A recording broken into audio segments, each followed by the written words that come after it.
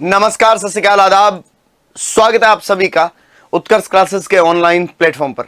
जल्दी से जुड़ जाइए आप सभी लोग, फिर अपन पढ़ना शुरू करते हैं। जैसा कि हमने पिछले क्लास के अंदर बीकानेर के राय सिंह जी पढ़ रहे थे और राय सिंह के हमने अकबर के समकालीन अभियान जो थे वो पढ़ लिए थे। अब हम आगे बात करेंगे और हम आज पढ़ेंगे राय सिंह के जहांगीर के समकालीन अभियान। बात करते हैं किसकी? तो महाराजा राय सिंह की।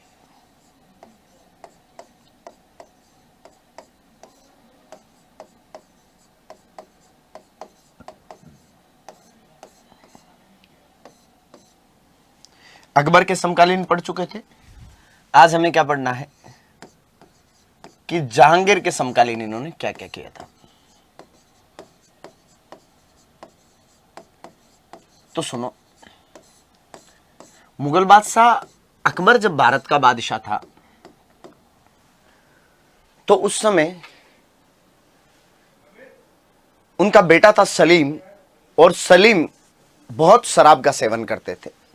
तो मुगल दरबार में यह हवाएं तेज हुई कि एक काम करते हैं, अकबर के बाद सलीम को बादशाह नहीं बनाकर सलीम के बेटे खुसरो को बादशाह बना देते हैं। मुगलों का सबसे इंपॉर्टेंट, सबसे स्मार्ट, सबसे हैंडसम और सबसे इंटेलिजेंट राजकुमार जो कोई था तो वो था खुसरो। लेकिन जब अकबर की मौत हुई तो सलीम बादशाह बन गया। तो खुसरो ने अपने ही पिता जहांगीर के खिलाफ क्या कर दिया था? विद्रोह कर दिया था। ऐसे में खुसरो था पंजाब और जहांगीर को खुसरो के विद्रोह का क्या करना था? दमन। लेकिन अगर जहांगीर पंजाब जाएगा खुसरो के विद्रोह का दमन करने के लिए, तो उन परिस्थितियों में आगरा जो राजधानी है वो किसके भरोसे छोड़ी जाए? क्योंकि आमेर वाले मान सिंह और खुसरो के मामा लगते थे, उनके भरोसे नहीं छोड़ सकते क्योंकि वो आमेर का भांजा था। तो बोला खुसरो के विद्रोह के समय जब वो पंजाब जाएंगे तो आगरा की जिम्मेदारी राय सिंह जी को दी थी। तो ध्यान रखना,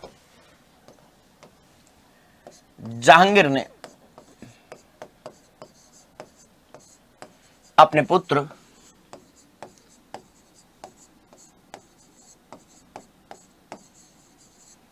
खुसरो के विद्रोह के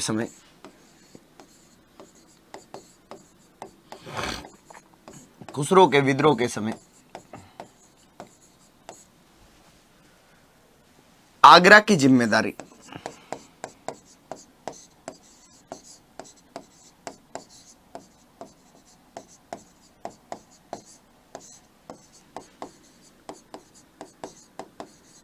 राय सिंह को दी। बाद में इन्होंने खुसरो के विद्रोह का दमन कर दिया था, इवन खुसरो को गिरफ्तार कर दिया था और खुसरो की दोनों आंखें फोड़ दी थी। किसने? तो ध्यान रखना, जहांगीर ने। अब हम बात करेंगे राय सिंह की मनसबदारी।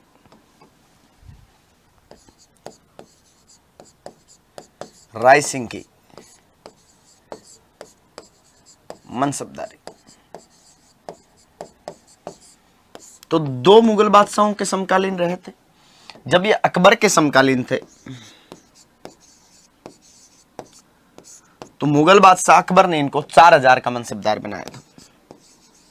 कितने हजार का? 4000 का। और जब ये जहांगीर के समकालीन रहे थे तो मुगल बादशाह जहांगीर ने इनको 5000 का मनसबदार बनाया था।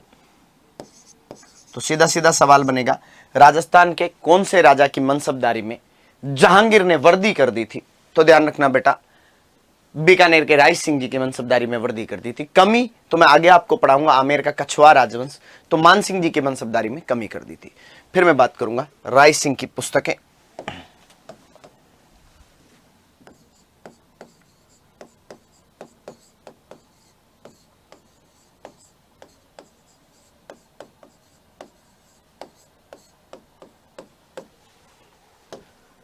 राय सिंह महोत्सव,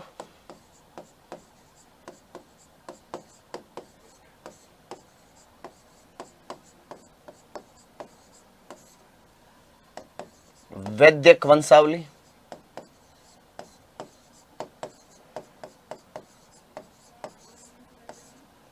बाल बोधिनी,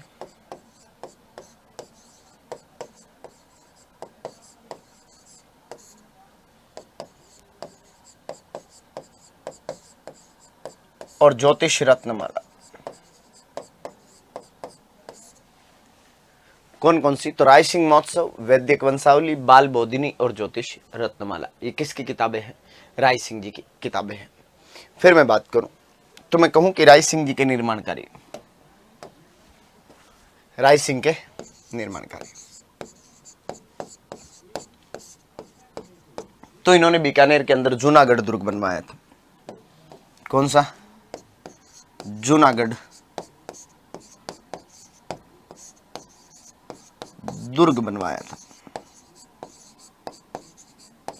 आपको कल्चर में सर ने बताया होगा कि जूनागढ़ के निर्माण की जिम्मेदारी करमचंद परमार को दी गई थी, है ना? ये वही जूनागढ़ है। और यहां पर एक प्रशस्ति लगवाई गई थी जिसका नाम था राय सिंह प्रशस्ति। कौन सी प्रशस्ति? राय सिंह प्रशस्ति लगवाई गई। और इस राय सिंह प्रशस्ति के लेखक थे, उनका नाम था जैन मुनि जैता।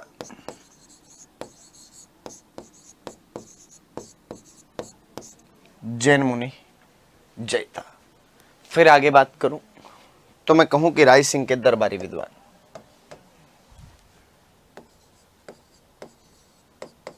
दरबारी विद्वान,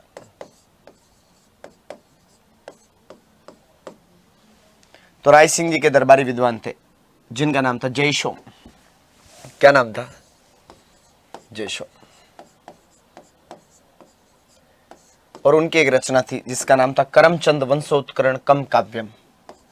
क्या नाम था? करमचंद वंशोत्करण कम काव्य।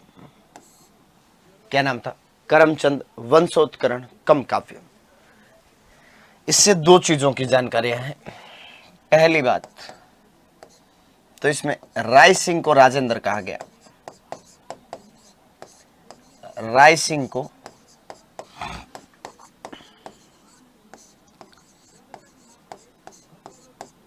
राजेंद्र कहा गया।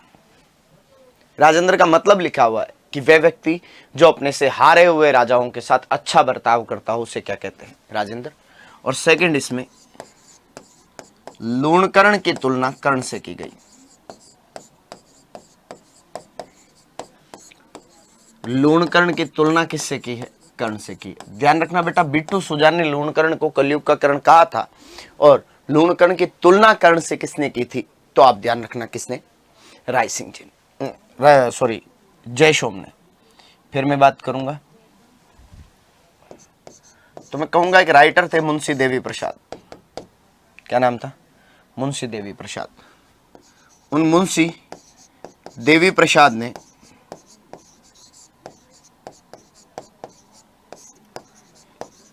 राय सिंह को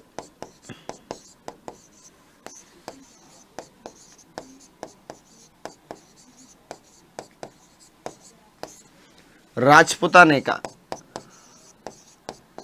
कर्ण कहा। क्या कहा था? राजपुताने का कर्ण कहा था। किसको? राय सिंह जी को। किसने? मुंशी देवी प्रसाद ने। फिर मैं बात करूं तो राय सिंह के बाद इनके एक विद्रोही बेटे थे दलपत सिंह, वो राजा बने थे लेकिन 1 साल तक ही शासन किया था। राय सिंह के पश्चात इनके विद्रोही पुत्र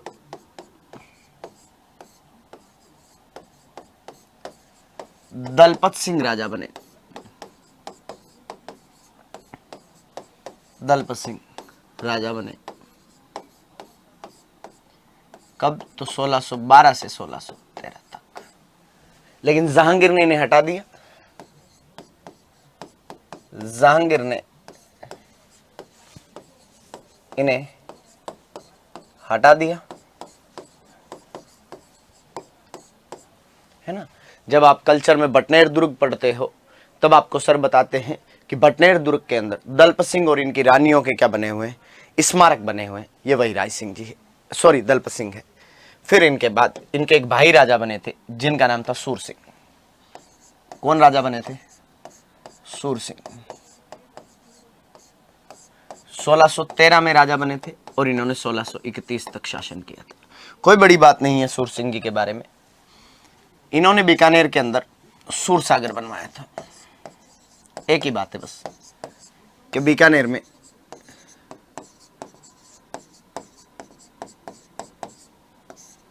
सूर सागर बनवाया था। क्लियर बात। और मैं बात करूं तो मैं आपसे कहूं कि इनके बाद राजा बने थे यहां पर महाराजा कर्ण सिंह। महाराजा कर्ण सिंह 1631 से 1669 तक इन्होंने क्या किया था, शासन किया था। बात करते हैं अपन कर्ण सिंह जी के बारे में। तो पहली बात मैं कहूंगा कि शाहजहां वे औरंगजेब के समकालीन थे।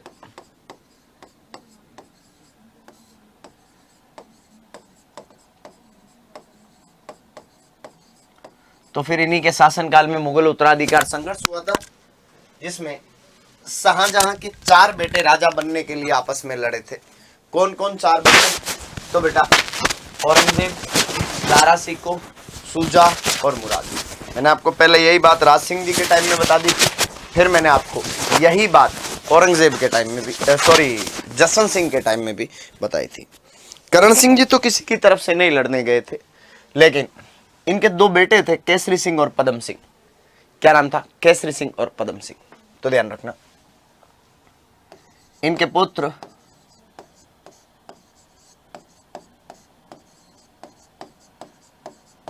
केसरी सिंह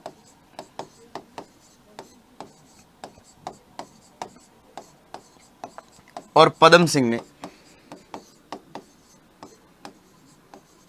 किसने? केसरी सिंह और पदम सिंह ने मुगल उत्तराधिकार संघर्ष में,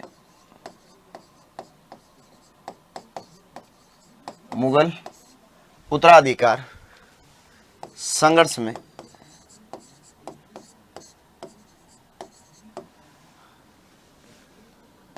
औरंगजेब की सहायता की।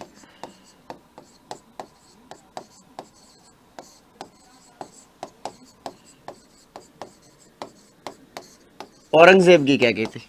सहायता की थी। किसने? केसरी सिंह और पदम सिंह ने। आप जब गूगल करोगे केसरी सिंह और पदम सिंह के नाम, तब आपको यह समझ में आएगा कि साहब जो पदम सिंह था वो अपनी तलवार चलाने के लिए खूब जाना जाता था। और जब इन्होंने सामूगढ़ के युद्ध में साथ दिया था औरंगजेब का, तो आपको ऐसी भी फोटो मिलेगी जिसमें आपको औरंगजेब इनके कपड़ों की धूल झाड़ते हुए नजर आएगा कि साहब औरंगजेब इनकी खूब क्या करता था, रेस्पेक्ट, है ना, कि इनको युद्ध ही किसने जिताया था? तो औरंगजेब ने इनको युद्ध जिताया था। क्लियर सी बात। फिर मैं बात करूंगा तो एक अंग्रेज अधिकारी था जिसका नाम था कर्नल पाउलेट। क्या नाम था? कर्नल पाउलेट। केसरी सिंह की तुलना, किसकी तुलना? केसरी सिंह की तुलना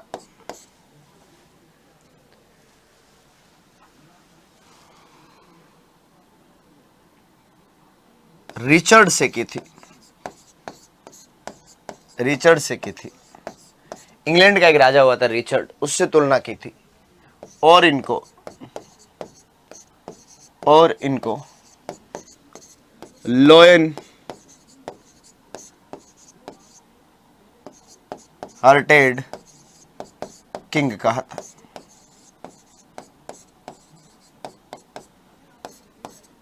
क्या कहा था? Royal hearted, lion hearted king के साथ सिंह हृदय सम्राट थे। फिर मैं बात करूं तो करण सिंह जी की उपाधि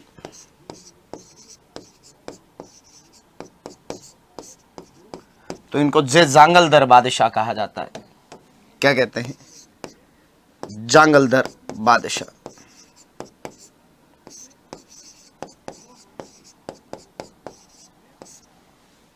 औरंगजेब जब बादशाह बना तो उसने कट्टर इस्लामिक नीतियों को अपनाया और औरंगजेब का यह लक्ष्य था कि वो भारत के अंदर इस्लाम को स्थापित करेगा, जिसके लिए उसने भारतीय जनता को खूब कन्वर्ट करने की कोशिश की, लेकिन वहां पर औरंगजेब को सफलता नहीं मिली। तो औरंगजेब ने एक नया टारगेट तय किया और उसने ये सोचा कि क्यों ना भारतीय राजाओं को धर्म परिवर्तन करा दिया जाए, और राजा जब कट्टर इस्लामिक नीतियों पे आ जाएंगे तो भारतीय जनता अपने आप धर्म परिवर्तन कर लेगी। लेकिन भारतीय राजा एक प्रथा को मानते थे और वो था कि अटक कभी पार नहीं करना है। अफगानिस्तान में एक जगह पड़ती है अटक, कि हम कभी भी अटक पार नहीं करेंगे। जो अटक पार करेगा वो मल्लच्छ है साहब। उधर के लोगों का खान पान, रहन सहन, पहनावा सब अलग है। इसीलिए हम देखते हैं कि विग्रहराज चतुर्थ ने कहा था कि मैंने संपूर्ण तुर्कों को अटक नदी से पार पहुंचा दिया और मैंने आने वाली पीढ़ियां उन्हें वहीं तक सीमित रखें। इसीलिए बूंदी का सुरजन हाड़ा कहता है साहब कि बादशाह सलामत मुझे जहां भेजेंगे मैं वहां चला जाऊंगा, लेकिन अटक पार नहीं करूंगा। और पेशवा बालाजी बाजीराव भी कहता है कि मैं अटक से लेकर कटक तक मराठा साम्राज्य का ध्वज फहरा दूंगा। अटक के उधर हम कभी जाना ही नहीं चाहते थे हमारे यहाँ के हिंदू शासक।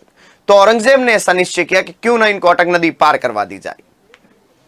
और करण सिंह जी और बाकी हिंदू राजाओं को लेकर जब अटक पहुंचे और औरंगजेब ने कहा नदी पार करनी है, तो भारतीय राजाओं डर बैठ गया सब कि औरंगजेब के खिलाफ बोलेंगे तो मार देगा और अटक पार करेंगे तो धर्म भ्रष्ट हो जाएगा। और औरंगजेब ने सोचा जब अटक पार करवा देंगे तो भारतीय जनता इन्हें स्वीकार नहीं करेगी। ऐसे में करण सिंह जी ने एक योजना बनाई और करण सिंह जी ने कहा बादशाह रात रात तो उधर चल के भी क्या करेंगे, आज हम लोग पार्टी कर लेते हैं, काफी दिन हो गए और आपके इस्लाम में तो देखो पार्टी वार्टी हराम है, तो आप उधर चल लो, हम सुबह आ जाएंगे लड़ने के लिए। औरंगजेब ने कहा ठीक है। औरंगजेब उधर चला गया और सुबह जब नदी पार करने के लिए इन राजपूत राजाओं को लाने के लिए नावें भेजी गई तो करण सिंह जी ने उन सब नावों को तोड़ दिया। तो वहां पर जितने भी मौजूद राजपूत राजा थे उन्होंने करण सिंह जी को जांगलदर बादशाह की उपाधि दी कि आज से हमारा बादशाह औरंगजेब नहीं है, हमारा बादशाह करण सिंह जी है। और बीकानेर का प्राचीन नाम जांगल प्रदेश था तो जांगलदर बादशाह कह दिया। इसीलिए बीकानेर के राज चिन्ह में बाद में अंकित करवाया गया था जय जांगलदर बादशाह। कहां से शुरुआत हुई थी, तो करण सिंह जी के शासनकाल में। ध्यान रखना, इसकी जानकारी, इस उपाधि की जानकारी चिंतामणि भट्ट की पुस्तक सूक्त सप्तति से मिलती है।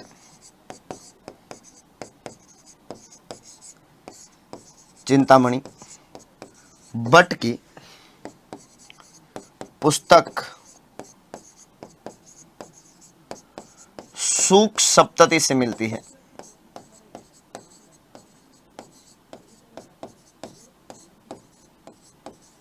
फिर मैं बात करूं तो मैं कहूंगा इनके दरबारी विद्वान। किसकी बात करेंगे हम? करण सिंह जी के दरबारी विद्वान। तो दरबार में एक व्यक्ति थे जिनका नाम था गंगाधर मैथिल।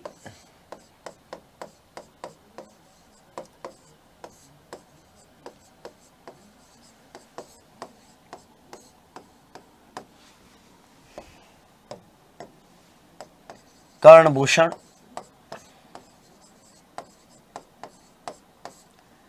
और काव्य डाकिनी। कर्णभूषण और काव्य डाकिनी, इनके दरबार में एक व्यक्ति थे जिनका नाम था हंसिक भट्ट।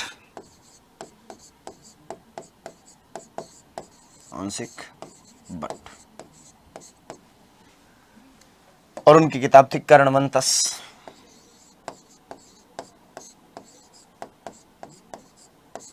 कर्णवंतस। फिर हम बात करें तो कर्ण सिंह जी के बाद इनके सबसे बड़े बेटे राजा बने थे जिनका नाम था अनूप सिंह जी। क्या नाम था? अनूप सिंह जी। केसरी सिंह, पदम सिंह, ये सारे छोटे थे। मोहन सिंह, सबसे बड़े बेटे कौन थे इनके? अनूप सिंह। तो अनूप सिंह जी को यहां पर क्या बनाया गया था? राजा बनाया गया था। अनूप सिंह जी 1669 में राजा बने थे और इन्होंने 1698 में तक क्या कर लिया था? शासन कर लिया था। बात करते हैं अनूप सिंह जी के बारे में। तो औरंगजेब ने इनको दक्षिण भारत के अभियानों पर भेजा था और दक्षिण भारत के अभियानों में इन्होंने जीत प्राप्त की थी। औरंगजेब बड़ा राजी हुआ था और औरंगजेब ने इनको माही मैरातिब का पदक दिया था। माही मैरातिब एक युद्ध पदक है जो युद्ध में मुगल वीरता के लिए दिया करते थे। जो कोई वीर होता था उसको माही मैरातिब का टाइटल मिलता था। तो ध्यान रखना, औरंगजेब ने इन्हें दक्षिण भारत के अभियानों के लिए, दक्षिण भारत के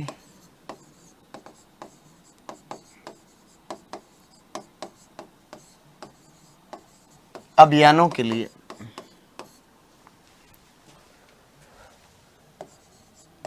माही मरातिब का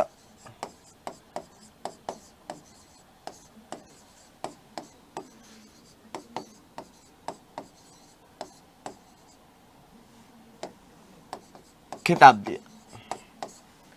किसके लिए दिया था? तो साउथ इंडिया के अभियानों के लिए, दक्षिण भारत के अभियानों के लिए कौन सा खिताब? तो ध्यान रखना बेटा, माही मरातिब का खिताब दिया था। जब इनकी पोस्टिंग रही थी साउथ इंडिया, दक्षिण भारत, तो वहां पर औरंगजेब के सेनापति हिंदू मंदिरों को तोड़ रहे थे।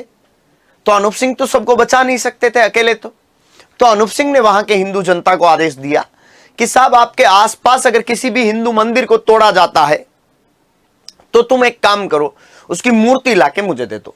कारण कि इस्लाम में मूर्ति पूजा हराम है, वो ज्यादातर मूर्तियां ही तोड़ते हैं। तो तुम मूर्ति लाके मुझे दे दो तो मैं उस मूर्ति को बचा लूंगा, तो मंदिर के हाथ ही नहीं लगाएंगे। तो वहां साउथ इंडिया में खूब सारी सी मूर्तियां इकट्ठा हो गई। कुछ वापस नहीं ले जा पाए तो इनके पास रह गई।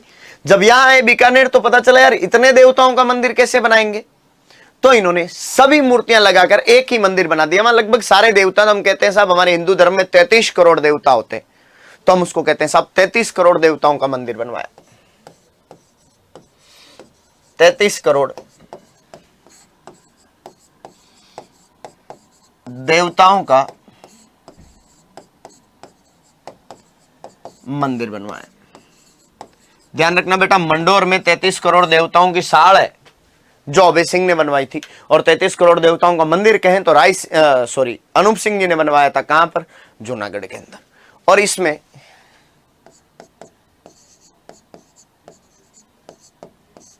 हेरंब गणपति की मूर्ति है। क्लास खत्म होने के बाद आप गूगल करना हेरंब गणपति क्या होते हैं। हेरंब का मतलब होता है शेर। तो हेरंब गणपति भगवान गणेश शेर पर सवार है। तो इसमें किसकी मूर्ति लगी हुई है? हेरंब गणपति की मूर्ति लगी है, जिसमें गजानन जी किस पे बैठे हैं? शेर पे बैठे। फिर वहां साउथ इंडिया में रहे तो मुगलों ने वहां पर खूब सारे से लिटरेचर को नष्ट किया। तो जितनी किताबें ये बचा सकते थे उतनी किताबें बचा कर लाए, और उन सब किताबों को बीकानेर के एक म्यूजियम में रखवाया, एक संग्रहालय में रखवाया, और उस संग्रहालय का नाम रखा अनूप संस्कृत पुस्तकालय। खुद ने वो लाइब्रेरी बनवाई थी, खुद के नाम से। तो ध्यान रखना, अनूप संस्कृत पुस्तकालय बनवाया। कौन सा? अनूप संस्कृत पुस्तकालय बनवाया, जिसमें कुंभा के संगीत ग्रंथों का संग्रह है, जिसमें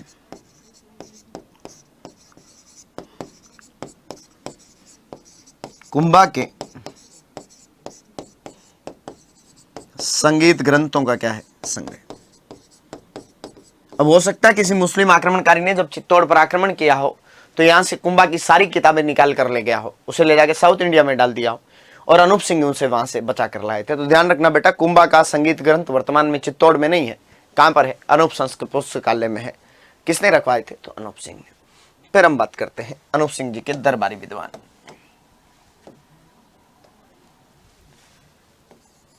अनूप सिंह के दरबारी विद्वान। अनूप सिंह जी के दरबार में एक व्यक्ति थे, पंडित भावभट्ट। आप लोगों ने कभी इंडियन हिस्ट्री पढ़ी हो तो शाहजहां के दरबार का एक संगीतकार पढ़ा होगा, जनार्दन भट्ट। शाहजहां ने, जहांगीर ने, अकबर ने कला को खूब प्रमोट किया था, लेकिन औरंगजेब कट्टर इस्लामिक शासक था। उसने कहा था साहब इस्लाम में संगीत सुनना हराम है, तो मेरे दरबार में एक भी संगीतकार नहीं रहेगा, और जितने भी संगीतकार थे उनको मुगल दरबारों से निकाल दिया था। ऐसे में उन कलाकारों के लिए सबसे बड़ा आश्रय स्थल बना था राजस्थान, और राजस्थान के राजाओं ने लगभग सबको शरण दी थी। सबसे ज्यादा लोगों को बीकानेर वालों ने शरण दी थी। तो उस जनार्दन भट्ट का बेटा था पंडित भाव भट्ट, वो यहाँ आ गया था और अनूप सिंह जी के दरबार में था। भाव भट्ट ने खूब अच्छी अच्छी किताबें लिखी थी, 3 किताबें लिखी थी। अनूप संगीत विलास, क्या नाम था? अनूप संगीत विलास, अनूप संगीत अंकुश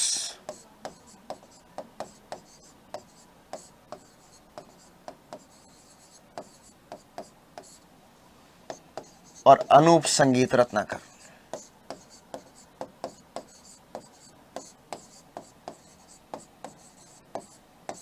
अनूप संगीत विलास, अनूप संगीत अंकुश और अनूप संगीत रत्नाकर। फिर इनके दरबार में एक व्यक्ति थे जिनका नाम था गार्डन वीरभाण। क्या नाम था? गार्डन वीरभाण। और उन्होंने एक किताब लिखी थी कुंवर अनूप सिंह रिवेल, कुंवर अनूप सिंह वेल। वेल कह दो चाहे वेली कह दो, एक ही बात होता है। वेल या वेली का मतलब होता है कहानी। तो किताब का नाम था कुंवर अनूप सिंह वेल। फिर मैं बात करूं तो अनूप सिंह जी के बाद यहां पर एक राजा बने थे जिनका नाम था स्वरूप सिंह। क्या नाम था? स्वरूप सिंह। 1698 में राजा बने थे और 1700 ईस्वी तक शासन किया था। स्वरूप सिंह के बाद यहां पर एक राजा बने थे जिनका नाम था सुजन सिंह। क्या नाम था? सुजन सिंह। कोई बड़ी बात है ही नहीं इन राजाओं के बारे में, न तो स्वरूप सिंह के बारे में न सुजन सिंह के बारे में। और फिर एक राजा बने थे जिनका नाम था जोरावर सिंह।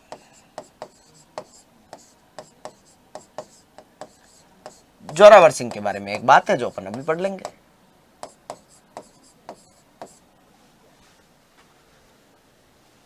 हम बात करें जोरावर सिंह के बारे में तो मैं आपसे कहूं कि जोरावर सिंह के टाइम में हुरडा सम्मेलन हुआ था। और मैंने जब मेवाड़ के अंदर आपको हुरडा सम्मेलन की लिस्ट बनवाई थी तो वहां पर नाम लिखवाया था बीकानेर से जोरावर सिंह। दूसरी, इनके टाइम में एक घटना हुई थी जिस युद्ध का नाम था गंगवाना का युद्ध।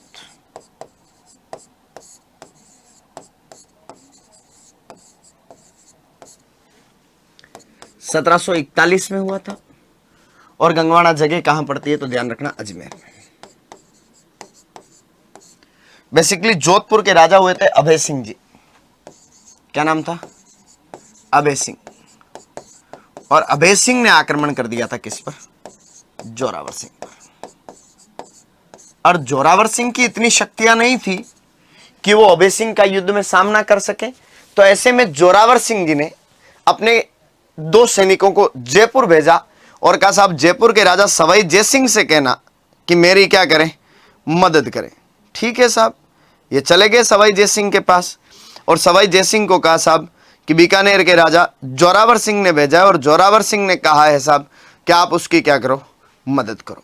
लेकिन सवाई जयसिंह ने मजाक उड़ाते हुए कहा कि साहब मैंने तो सुना था कि बीकानेर के राजाओं का सहयोग मां करणी करती है।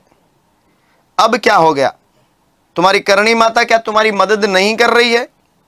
बीकानेर के सैनिकों को बहुत बुरा लगा कि यार मदद करे चाहे ना करें वो तुम्हारी मर्जी है, पर कम से कम हमारी करणी माता का अपमान तो मत करो।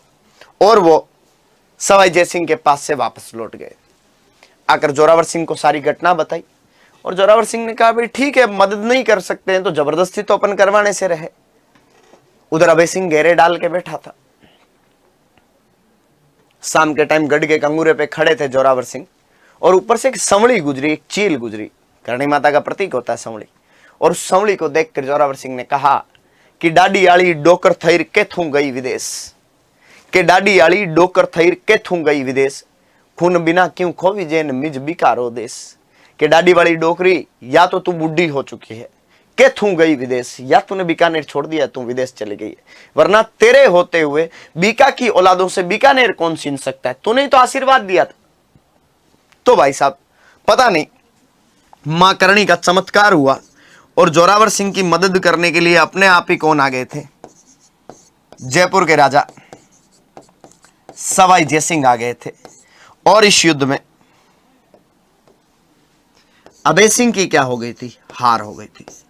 ध्यान रखना, जोरावर सिंह के टाइम की दो घटनाएं, एक तो इन्होंने हुरडा सम्मेलन में भाग लिया था जो मैं आपको पहले पढ़ा चुका हूं, और एक इनके टाइम में एक युद्ध हुआ था बेटा, जिस युद्ध का क्या नाम है, गंगवाना का युद्ध है।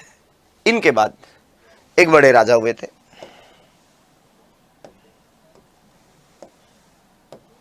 जिनका नाम था गज सिंह।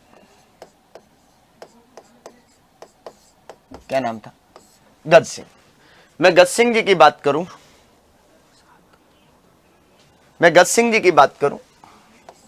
तो 1746 में राजा बने थे और 1787 तक इन्होंने क्या किया था? शासन किया था। कोई बड़ी बात नहीं इनके टाइम की, बस ये ध्यान रखना इनको भी माही मरातिब का खिताब मिला था। इनको माही मरातिब का खिताब मिला।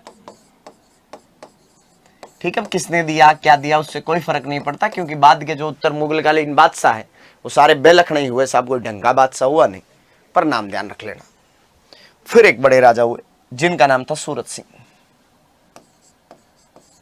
क्या नाम था? महाराजा सूरत सिंह। 1787 में राजा बने थे और 1828 तक इन्होंने क्या किया था? शासन। एक बात मैं इनके समय की आपको पहले बता चुका हूं, जब राजकुमारी कृष्णा कुमारी विवाद बताया था कि साहब इन्होंने गिंगोली के युद्ध में जयपुर के राजा जगत सिंह सेकंड की सहायता की थी। ध्यान रखना सूरत सिंह के बारे में कि गिंगोली के युद्ध में जो मानसिंह और जगत सिंह सेकंड के बीच में हुआ था, तो इन्होंने उस गिंगोली के युद्ध में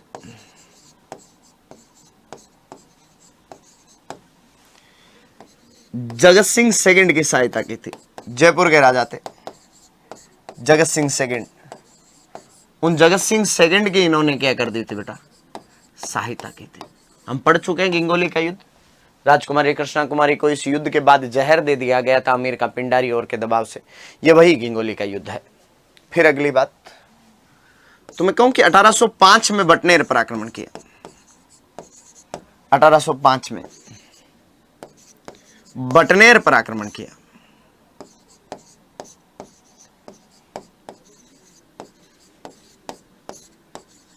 सूरत सिंह जी जीत भी गए थे।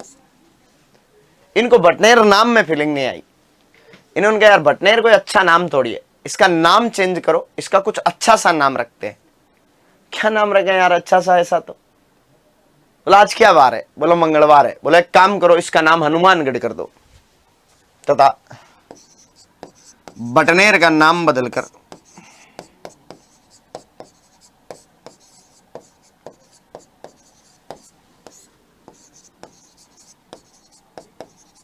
हनुमानगढ़ कर दिया।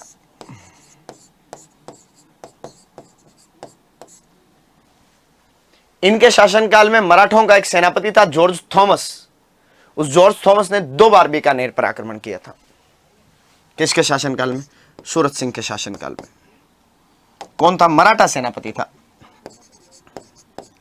मराठा सेनापति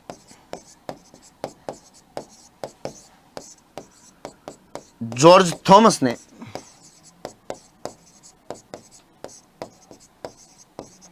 दो बार आक्रमण किया। जॉर्ज थॉमस ने बीकानेर पर कुल 2 ही आक्रमण किए थे, दोनों ही किसके शासनकाल में? सूरत सिंह जी के शासनकाल में। जॉर्ज थॉमस के बारे में जानते ही हो आप कि इनकी ऑटोबायोग्राफी है military memories of George Thomas, और उसके अंदर ये जॉर्ज थॉमस आदमी है जिसने अपने राजस्थान को सबसे पहली बार राजपुताना कहा था। तो वो व्यक्ति कौन है बेटा?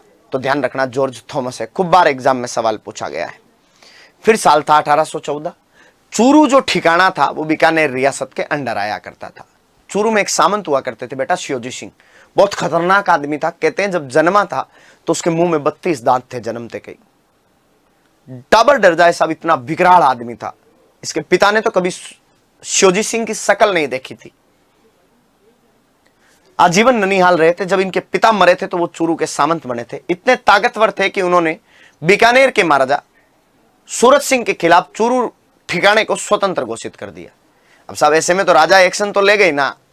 यूं अगर ठिकाने वाले खुद को स्वतंत्र घोषित करेंगे तो रियासत तो समाप्त हो जाएगी। आप शासन करोगे किस पे?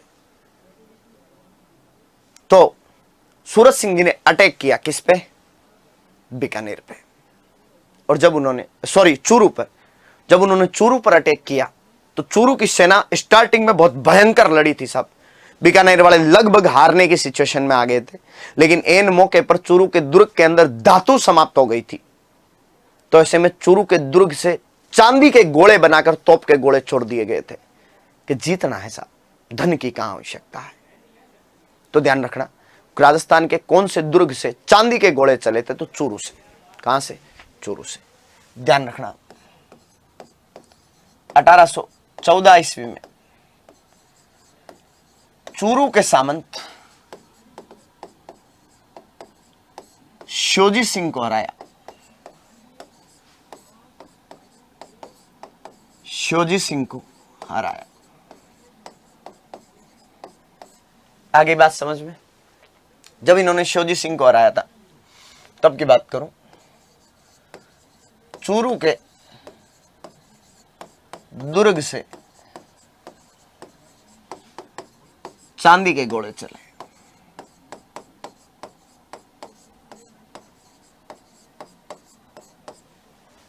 कैसे चांदी के गोले चले? तो सीधा एग्जामिनर आपसे पूछ लेगा राजस्थान के कौन से दुर्ग से चांदी के गोले चले थे?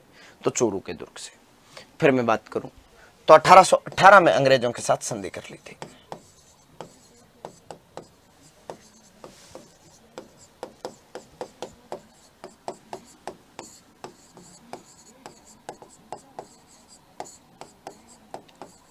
अंग्रेजों के साथ क्या कर ली थी? संधि कर ली थी। फिर मैं अगली बात करूं आपसे, तो मैं आपसे कहूं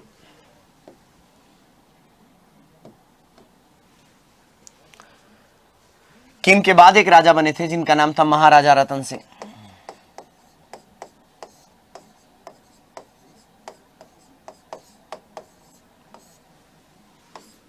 अठारह सौ 28 में राजा बने थे। 1851 तक इन्होंने क्या किया था? शासन किया था। बात करूं मैं आपसे रतन सिंह जी के बारे में, तो इनको भी माही मेरातिब का खिताब मिला था। बीकानेर के 3 राजाओं को मिला था। सबसे पहले अनूप सिंह को, फिर गज सिंह को, फिर रतन सिंह को। माही मेरातिब का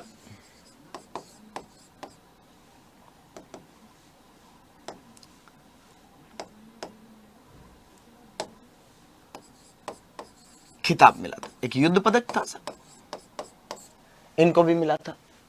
फिर हम बात करें इनकी, तो मैं कहूं कि इनके टाइम में एक बड़ी घटना हुई थी जिसको वासन पीर का युद्ध कहते हैं सर।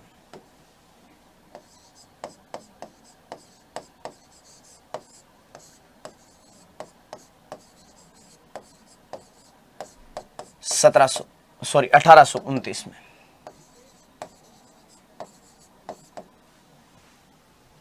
कौन से साल में? 1829 में। हुआ क्या था? तो जैसलमेर वालों ने इन बीकानेर वालों की गायें लूट ली थी साहब। क्या लूट ली थी? गायें लूट ली थी। जब इन्होंने इन बीकानेर वालों की गायें लूट ली थी तो बेटा रियासत काल में गायें लूटना बहुत बड़ा अपमान होता था। इसलिए हम पढ़ते हैं कि हमारे कई लोक देवता हैं जो गायों को बचाने के लिए शहीद हो गए थे। सीधी बात, कोई बड़ी बात नहीं है। गायें हिंदू धर्म में बहुत सम्मानजनक स्थिति में मानी जाती है। तो जैसलमेर वालों ने गायें लूट ली, तो जैसलमेर वालों और बीकानेर वालों के बीच में एक युद्ध हुआ था जिसको हम क्या कहते हैं? वासन पीर का युद्ध। कौन कौन सी 2 रियासतें लड़ गई? एक रियासत थी जैसलमेर और एक रियासत थी बीकानेर, जिसमें जैसलमेर की तरफ से लड़ने के लिए आए थे गज सिंह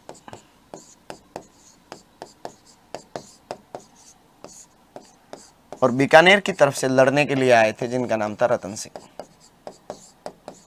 क्या नाम था? रतन सिंह। और इस युद्ध में बीकानेर वालों की हार हो गई थी। आज भी ये युद्ध बीकानेर में बहुत महत्वपूर्ण तरीके से याद रखा जाता है। आज भी कोई व्यक्ति जब बीकानेर में ज्यादा चोड़ से या ज्यादा दादागिरी से बात करता है तो आसपास के लोग उसे कहते हैं कि साहब इतना ही लड़ाका है, इतना ही ताकतवर है, तो वासन पीर के युद्ध के समय में तू कहां गया था? है ना? तो बहुत बड़ा युद्ध माना जाता है। कौन सा? वासन पीर वाला युद्ध, क्योंकि आत्मसम्मान की लड़ाई थी। ये लड़ाई रुक नहीं रही थी, बार बार आपस में लड़ रहे थे। तो साहब एक अंग्रेज अधिकारी था ट्रेवलियन, वो गया उदयपुर और मेवाड़ महाराणा जवान सिंह से कहा था कि जवान सिंह जी, इन दोनों को समझाओ क्यों लड़ रहे हैं, क्योंकि अंग्रेजों के साथ संधि हो चुकी है। अब अंग्रेजों ने आपसी युद्ध तो रोक दिए थे साहब, अब तो तुम्हारी तरफ से लड़ेंगे तो अंग्रेज लड़ेंगे, लेकिन रतन सिंह जिनका साहब गायें लूट के वो अंग्रेजों के आने तक का वेट करेंगे क्या। और अंग्रेज अधिकारी ट्रेवलियन और मेवाड़ महाराणा जवान सिंह ने इनके मध्य समझौता करवाया। ध्यान रखना, अंग्रेज अधिकारी ट्रेवलियन तथा मेवाड़ महाराणा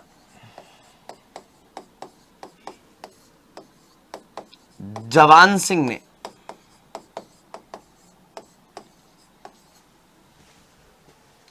दोनों के मध्य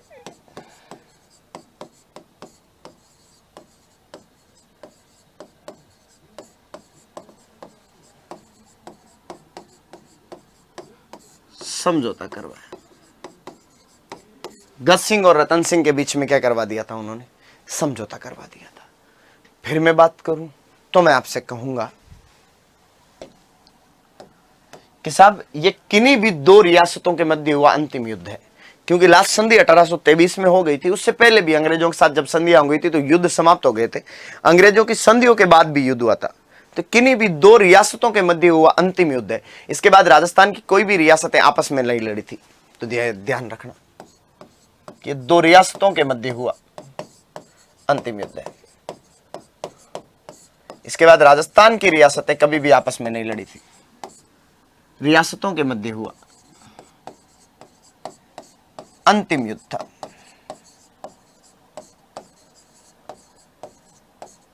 तो ध्यान रखना, राजस्थान की रियासतों के मध्य हुआ अंतिम युद्ध कौन सा था, तो वासन पीर का युद्ध था। किसके लिए लड़ लिए थे, तो जैसलमेर वालों ने बीकानेर वालों की गायें चुरा ली थी इसलिए।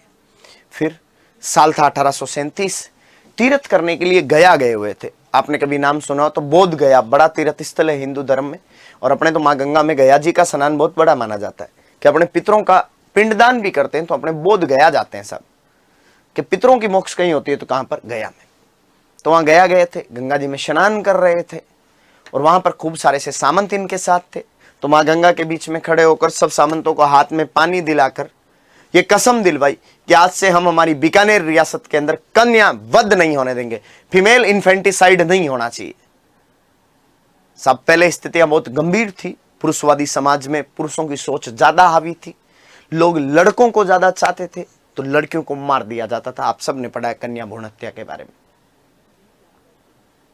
लेकिन आज भी होता है, आज भी समाज के अंदर हम देखते हैं कि लड़कों की तरफ ज्यादा झुकाव होता है।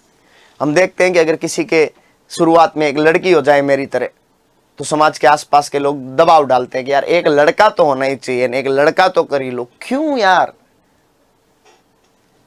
कौन सा काम है जो लड़के और लड़कियों में अलग अलग बांट दिया जाए। मुझे लगता है एक 60 किलो के वजन का लड़का या लड़की थप्पड़ मारे तो अगले के गाल पर बराबर इंपैक्ट जनरेट करती है। बराबर डिग्री में पढ़ा हुआ लड़का या लड़की बराबर कैपेबिलिटियों में बराबर पैसे कमाते हैं। लेकिन साहब मैं कहूं, पहले तो लोग और भले थे कि बेटी जन्मती थी तब पता लगता था कि छोरी हो गई थी, बाद में मारते थे। वायुमंडल में एक सांस तो मिलती थी उसे। आजकल वाले तो इतने ज्यादा एडवांस है कि मशीनों से टेस्ट करा लेते हैं कि बेटी हो गई मार दो। एक राजा अंग्रेजों से भी पहले 1837 के अंदर इन्होंने कन्या वध पर रोक लगाई थी। अपने आप में बहुत प्राउड वाली बात है। 1837 ईस्वी में किस पर, कन्या वध पर रोक लगाई। ध्यान रखना, कहां पर गए हुए थे उस समय, गया गए हुए थे। कहां पड़ती है जगह गया, तो बिहार में। बीकानेर के अंदर एक मंदिर बनवाया था, उस मंदिर को रतन बिहारी मंदिर कहा जाता है। क्या कहा जाता है, रतन बिहारी मंदिर। बीकानेर में रतन बिहारी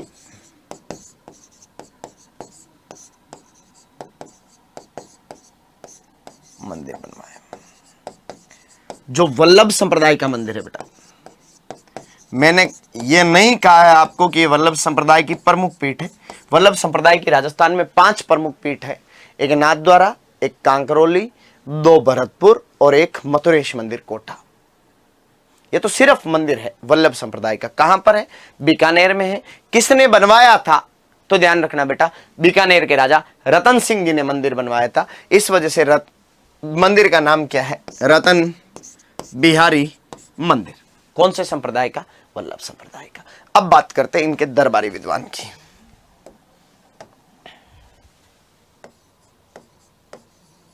इनके दरबारी विद्वान, एक बात ध्यान रखना बेटा, दुनिया में जितनी भी ख्यातें हैं उनके लिखने वालों के नाम से भी जानी जाती है।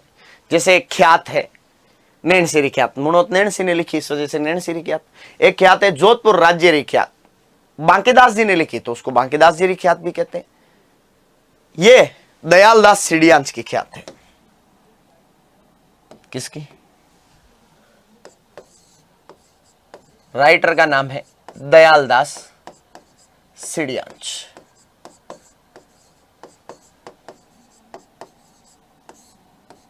तो दयालदास सीढ़ियांश ने जो ख्यात लिखी थी उस ख्यात का नाम था बेटा बीकानेर रे राठौड़ारी ख्यात। बीकानेर रे राठौड़ारी ख्यात। ध्यान रखना, इसको दयालदास की ख्यात भी कह सकते हैं अपन, और अपन इसको बीकानेर रे राठौड़ारी ख्यात भी कहते हैं। दयालदास जी के बारे में एक बात तो पहले ये ध्यान रखना कि वो रतन सिंह और सरदार सिंह दोनों के दरबार में थे। रतन सिंह और सरदार सिंह के दरबारी। अपन सरदार सिंह पढ़ते नहीं है क्योंकि सरदार सिंह हम 1857 की क्रांति में पढ़ेंगे। बेसिकली तो हम संधियों के बाद के कोई भी राजा नहीं पढ़ते, लेकिन इनकी कल्चरल अचीवमेंट्स थोड़ी ज्यादा है तो हम यहीं पर पढ़ लेते हैं। तो हम सरदार सिंह वहां पढ़ेंगे नहीं तो हम इधर ही पढ़ लेते हैं, क्योंकि एक रतन सिंह के दरबार में भी थे, सरदार सिंह के दरबार में भी थे। हुआ क्या था, तो अंग्रेज जब आए थे तो अंग्रेजों ने भारतीय रियासतों को श्रेणी में बांट दिया था, 1st grade, 2nd grade, 3rd grade, और बीकानेर को 2nd ग्रेड में रख दिया था। तो सरदार सिंह जिनका, अच्छा बीकानेर 2nd ग्रेड में, इतिहास लिखो तुम बीकानेर का, अंग्रेजों को औकात बताओ इनकी कि बीकानेर कितनी बड़ी रियासत है। तो दयालदास जी से बीकानेर राठौड़ारी ख्यात लिखवाई थी। ध्यान रखना, राजस्थान की एकमात्र ख्यात है जिसमें जोधपुर और बीकानेर के दोनों राठौड़ों की जानकारियां मिलती है। मारवाड़ में बीकानेर के राठौड़ों की जानकारी, इसमें मारवाड़ के राठौड़ों का भी वर्णन है और बीकानेर के राठौड़ों का भी क्या है, वर्णन है। तो दोनों राठौड़ों की क्या मिलती है, जानकारियां मिलती है इस किताब में। बात करते हैं बेटा मारवाड़ की, तो मारवाड़ में इस किताब में लिखा हुआ है राव सिंहा से लेकर राव जोधा तक, राव सिंहा से राव जोधा तक का वर्णन है। क्योंकि मेन बीकानेर का इतिहास लिखना था तो बीकाजी राव जोधा के बेटे थे, तो सिंहा से लेकर जोधा तक इसमें लिख दिया सीधा सीधा। किसके बारे में, जोधपुर वालों के बारे में। और बीकानेर के वालों के बारे में क्या क्या लिखा, तो राव जोधा के बेटे थे राव बीका, तो राव बीका से राव सरदार सिंह, बीका से महाराजा सरदार सिंह तक की जानकारियां किसमें है, इस किताब में है। आगे बात समझ में है ना। अब 5-1 मिनट बचे हैं तो अपन अपने लास्ट बड़े राजा हैं बीकानेर महाराजा गंगा सिंह, उनके बारे में नहीं पढ़ पाएंगे। ध्यान रखना, 2 बातें और बता देता हूं आपको। इन रतन सिंह जी के बाद में एक राजा बने थे सरदार सिंह, जिनके बारे में हम 1857 की क्रांति के अंदर पढ़ेंगे और नॉर्मल उनकी कोई घटना नहीं है। सरदार सिंह के कोई बेटा नहीं हुआ था तो सरदार सिंह ने गोद लिया था डूंगर सिंह को। उनके भाई थे लाल सिंह जी, है ना, लाल सिंह जी के बेटे थे डूंगर सिंह जी, उनको गोद लिया था। डूंगर सिंह जी के भी कोई औलाद नहीं हुई थी तो लाल सिंह जी के दूसरे बेटे और डूंगर सिंह के भाई गंगा सिंह जी राजा बने थे। तो कल अपन बीकानेर रियासत के सबसे अंतिम शासक महाराजा गंगा सिंह के बारे में पढ़ेंगे। तब तक के लिए आप सभी को शुभ रात्रि, good night and thank you so much from my side.